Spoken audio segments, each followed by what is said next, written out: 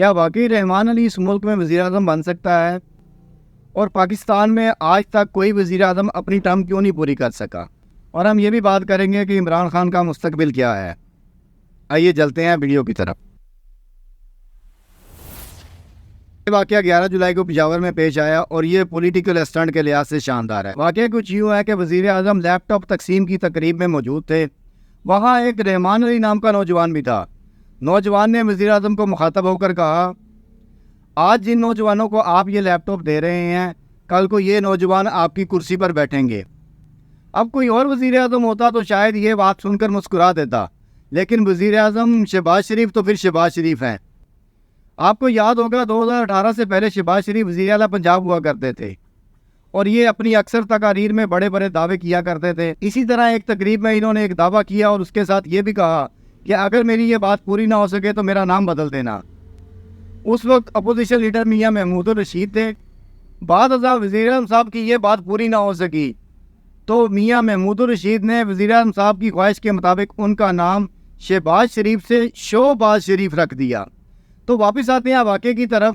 وزیر اعظم صاحب نے نوجوان کی بات سنی، کھڑے ہوئے نوجوان کو گلے سے لگایا اور اسے اپنی کرسی پر بٹھا دیا، اور یوں ان کی ایک دفعہ بلے بلے اور واہ واہ ہو گئی۔ میڈیا میں وہ نوجوان وزیر اعظم کی کرسی پر بیٹھے وائرل ہو گیا۔ رحمان علی نے جذبات کے اندھے پن میں اپنی معصومانہ خواہش کا اظہار کیا اور وزیر اعظم نے مارکیٹنگ کی سستی اور شاندار اپرچونٹی کیچ کر کے اپنی واہ واہ کروا لی۔ لیکن کیا ہی اچھا ہوتا کہ وزیر اعظم صاحب رحمان علی کو ایک دن کے لیے اعزازی وزیر اعظم بنا دیتے، چاہے اگلے دن آ کر اس کے کیے گئے تمام فیصلے ریورس کر دیتے۔ اگر سوال یہ ہے کہ پاکستان میں رحمان علی یا اس جیسے بیک گراؤنڈ کے نوجوان وزیر اعظم بن سکتے ہیں، تو اس کا جواب نہ میں ہے۔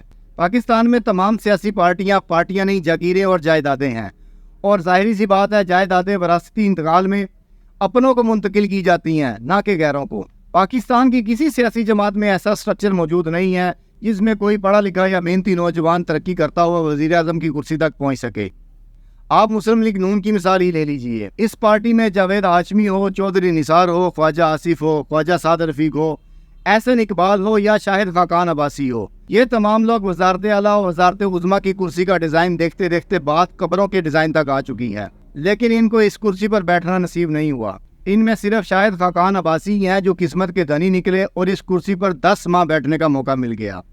تاہم اس کی وجہ یہ ہے کہ شاہد خاقان عباسی کا پارٹی میں کوئی گروپ نہ ہے، اس لیے پارٹی قیادت نے یہ رسک مول لے لیا۔ لیکن یہ کرسی عباسی صاحب کو صرف 45 دن کے لیے نصیب ہونا تھی، اور 45 دن بعد شہباز شریف صاحب نے وزارت اعلیٰ چھوڑ کر وفاق میں وزیر اعظم کی کرسی سنبھالنی تھی۔ تاہم ان کے بعد پنجاب میں نون لیگ کی پوزیشن کمزور ہونے اور حمزہ شہباز کو اسٹیبلشمنٹ کی طرف سے ناپسند کیا جانا آڑے آ گیا، اور عباسی صاحب کو اس کرسی پر 10 ماہ گزارنے کا موقع مل گیا۔ آپ اسی طرح پیپلز پارٹی کو دیکھ لیجئے۔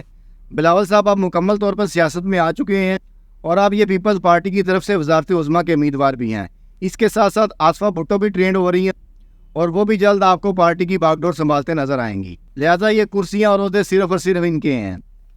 مولانا فضل الرحمان صاحب گزشتہ 43 سال سے پارٹی کے صدر ہیں، اور ان کو بھی یہ پارٹی وراثت میں اپنے والد صاحب کی طرف سے ملی۔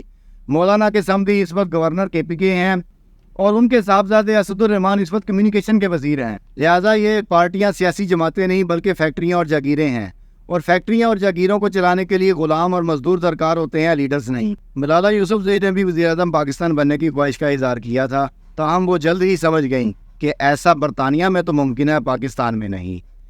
اس ساری صورتحال میں عمران خان صاحب ایک امید کی کرن بھر کے ابھرے تھے۔ انہوں نے یہ موقع لڑائی کرنے اور اپوزیشن کو لتاڑنے میں گنوا دیا، اور اب وہ اپنی سیاست کو جس نہج پر پہنچا چکے ہیں وہاں سے واپسی نہ صرف دشوار ہے بلکہ اس کے لیے طویل خواری اور قربانی درکار ہے۔ عدالتیں خان صاحب کے مستقبل میں کیا فیصلہ کرتی ہیں یہ تو وقت ہی بتائے گا، تاہم اس وقت طاقتور حلقے خان صاحب کو چانس دینے کے موڈ میں نظر نہیں آتے ہیں۔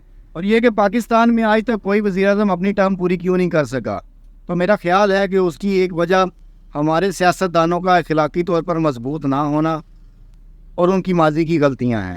اس لیے وہ سمجھوتے اور وعدے کر کے وزارت عظمیٰ کی کرسی پر آتے ہیں، لیکن کچھ عرصے بعد ہی ان کو یہ وعدے اور سمجھوتے بوجھ لگنے لگتے ہیں، اور وہ یہ سمجھتے ہیں کہ اب وہ عوام میں اتنے پاپولر ہو چکے کہ ان کو ان بیساکھیوں کی ضرورت نہیں رہی، اور آخر میں ان کا انجام بھی کچھ مختلف نہیں ہوتا۔